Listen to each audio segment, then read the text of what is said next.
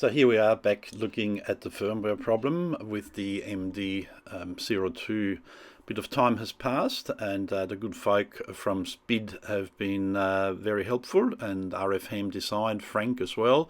And they have furnished me with another version of software, and that version of software has got is exploring a problem which they say could be happening.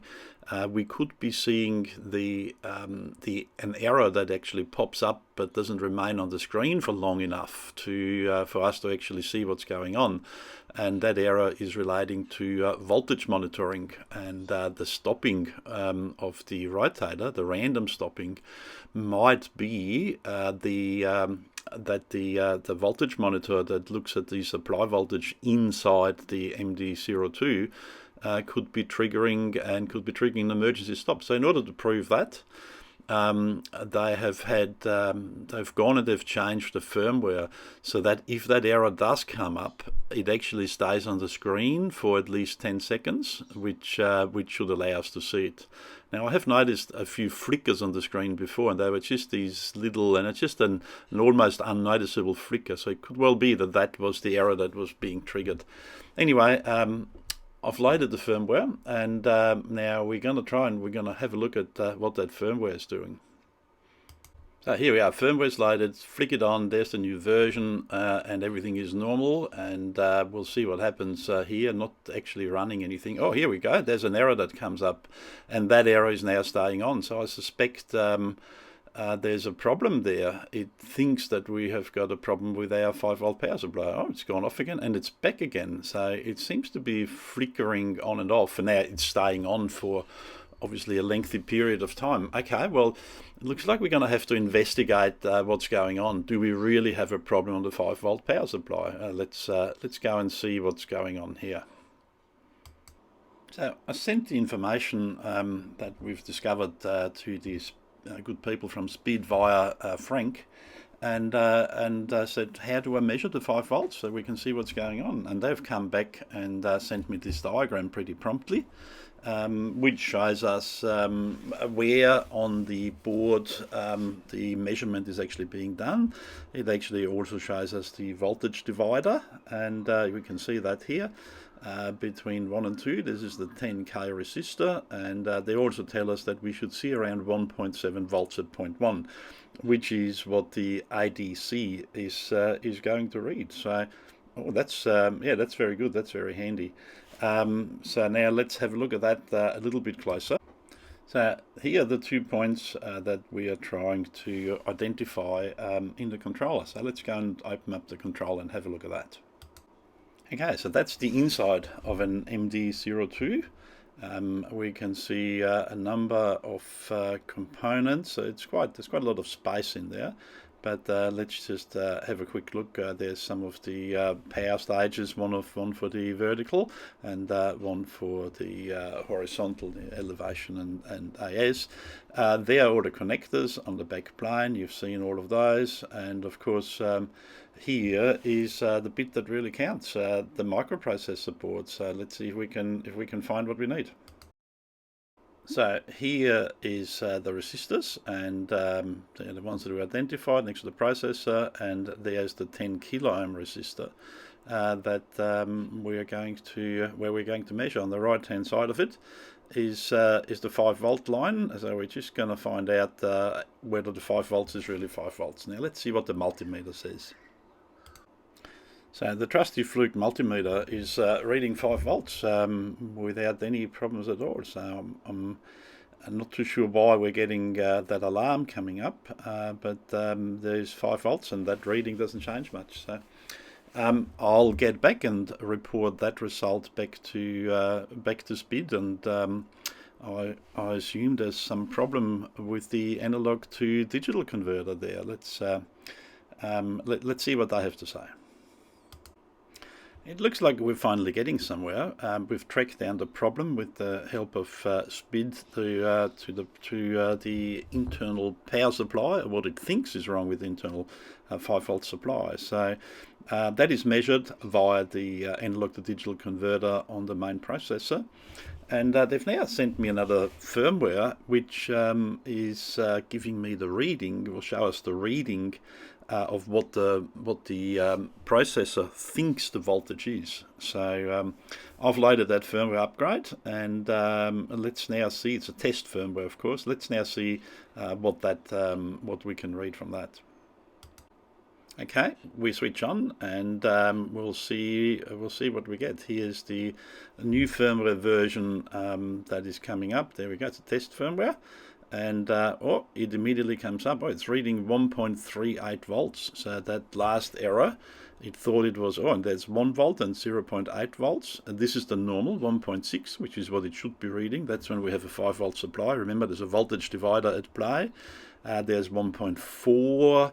There's 1.2, so there's interesting voltages that are all over the place that it measures. Sometimes it goes back to normal, but yeah, so yeah, very odd voltage ranges. So I think we need to investigate this a little bit further, and we need to find out what's really going on. Do we have some fluctuating voltage in there that the multimeter just doesn't read, but we might be able to pick up on the oscilloscope? So let's get the oscilloscope out, open the MD02, and let's see what we can find. Some very low voltages coming up here.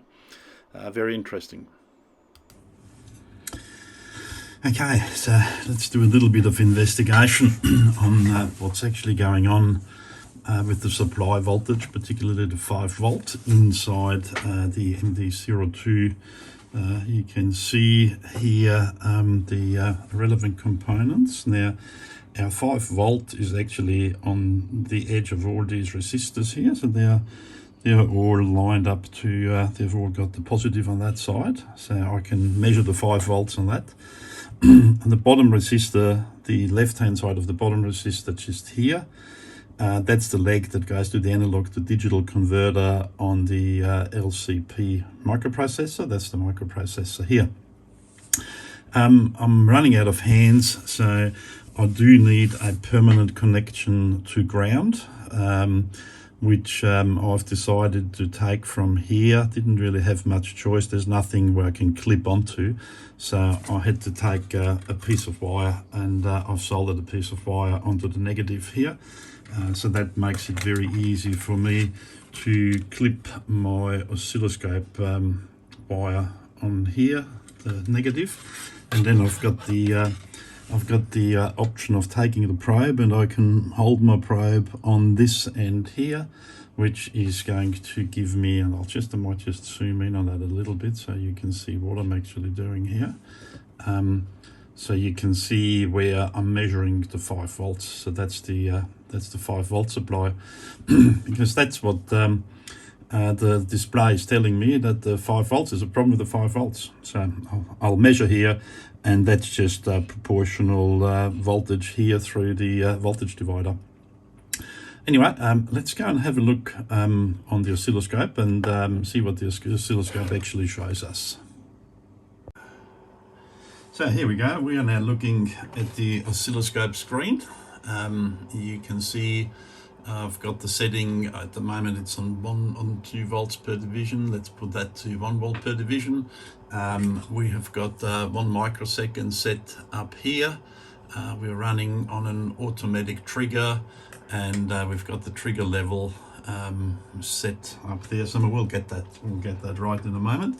So we're gonna switch on the MD02, put the probe on the 5 volt. So here's what we can see on the 5 volt, and we can see a bit of a mess happening up there. So let's just have a quick look and see what that is, and that's actually qualified. So we have, here we go. Yep, we've got those little oscillations there. They happen about every 3 to 3.5 microseconds. It tells us here peak to peak, they're about, they're nearly 800, 900 millivolt peak to peak. I would expect that wouldn't really be a problem, but let's just have a look. Yeah, they're certainly there, and they're certainly there on a regular basis. So we might just investigate and see where they are coming from, because I'm running this off a linear power supply, which I wouldn't expect that power supply to cause any interference whatsoever. So let's investigate that a little bit further. So we're just showing here how we're measuring the supply side. We have got the negative and the positive, and we've got our oscilloscope probe and the ground probe hooked up right here to the wire.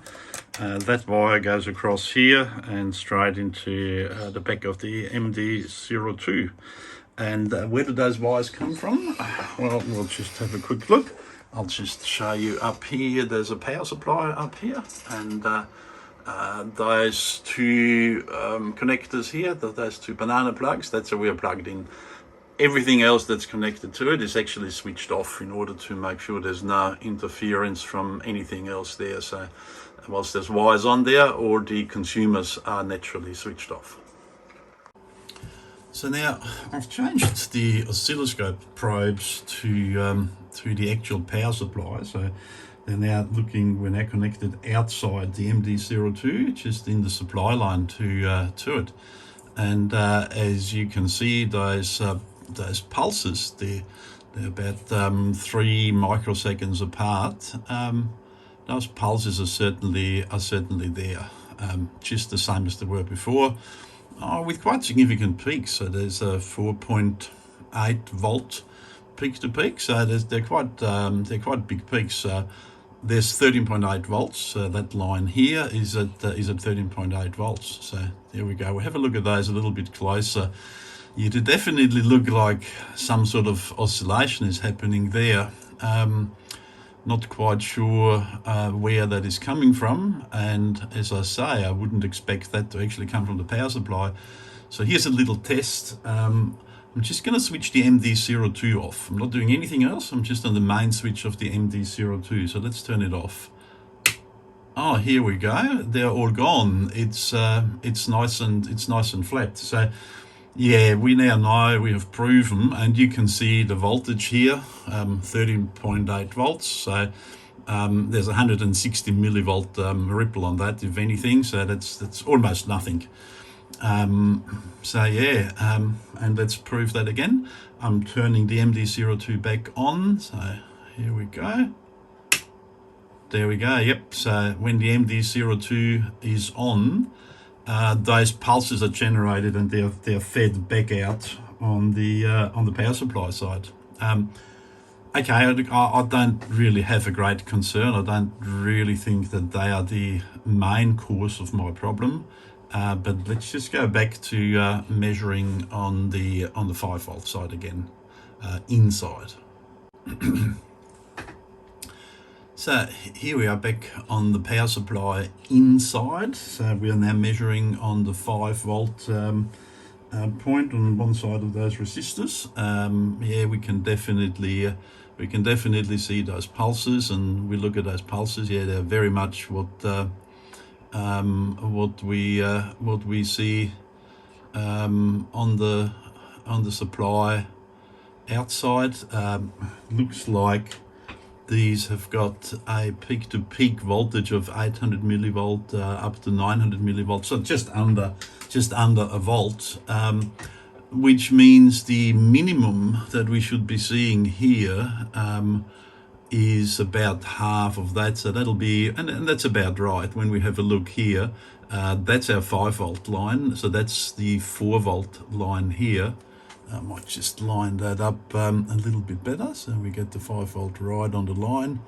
So there's about 5 volt on the line, and when we bring that, or let's bring that one a little bit further over here, yeah, we can see there's about 200 millivolts down. So from the 5 volts, really, the lowest we should ever read, the lowest the microprocessor should ever read would be about 4.7, 4.6 volts. It doesn't quite get down to 4.6 volts by the looks of it, but so that's the lowest the microprocessor should be seeing. Anyway, let's have another look on the display panel and see what the display panel actually says, what it thinks it's reading, or what we should do. Here's another one. Let's go and have a look at the input on the ADC. So this is the input to the analog digital converter. That's the input pins on the other side of the resistor. And let's just see what we can do with that. Zoom that in a little bit. Bring that down a bit if we can. And let's have a look, and yep, sure enough, we can see the same. Let's get the trigger down. We can see exactly the same. You know, there's not a huge peak there. We are at 200 millivolts per division. So let's just get that down here. So we have a look here, 200 millivolts per division. So from here to here is 200 millivolts.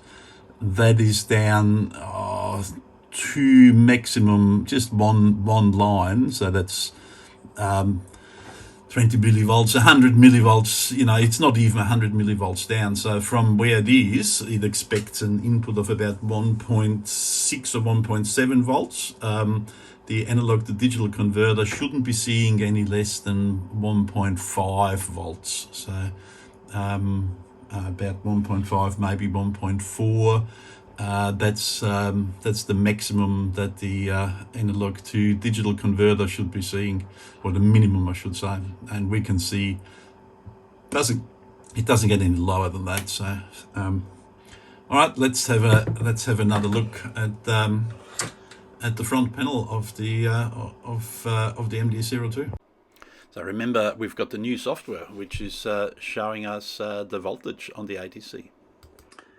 So here we're looking at the front panel of the MD02 to see what voltage it thinks it's reading. That's interesting. The oscilloscope tells us that the analog to digital converter might be at best seeing 1.5 volts, but it's certainly not reading that. So the readings are all over the place. Half a volt, so there's no way that there's half a volt there. There's definitely a problem with the analog to digital converter by the looks of it. If I see anything here that's below 1.5, I know it's misreading. So there we go. I think we've pretty much proven that the analog to digital converter on the microprocessor is not doing its job. So just to summarise where we are now, I think we've got sufficient proof that there's a problem with the reading of the analog to digital converter. Now, thanks very much to Frank from RFM Design. He's been fantastic in facilitating the contact with SPID, and also to the SPID engineers. Whilst there's a problem somewhere, they've been very supportive and very helpful in trying to get it sorted. So I can only speak very highly of those guys. It's not about the fact that there's a problem, it's about how you respond to it, and their response has been excellent. So thank you very much, and I'll send them the information, and we'll see how we go with the next installment. I'll put up another video. Thank you for watching.